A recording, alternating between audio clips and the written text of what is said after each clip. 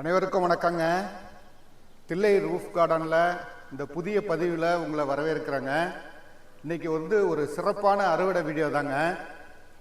இந்த அறுவடை வீடியோ பாருங்கள். இந்த சுரக்காயை தான் நான் இன்றைக்கி அறுவடை பண்ண போகிறேன். சுரக்காய் செடி வளர்க்குறதுக்கு மண் கலவை சுரக்காய் செடிக்குன்னு இல்லை, எந்த இதுக்கும் பார்த்தீங்கன்னா மண் பொல பொலன்னு இருக்கணுங்க. நான் பொலன்னு தான் வச்சேன், இருந்தாலும் என்னுடைய அறுவடை பாதிச்சிருச்சிங்க. அதுக்கு காரணம் தொடர் மழை தாங்க. அடுத்த வருஷம் மழை கம்மியான உடனே நல்ல அறுவடை எடுக்கலாங்க. இன்றைக்கு மற்றும் ஒரு சிறப்பான அறுவடைங்க. பாருங்க, இந்த கொய்யாப்பழம் நல்லா காய்ச்சிருக்குது.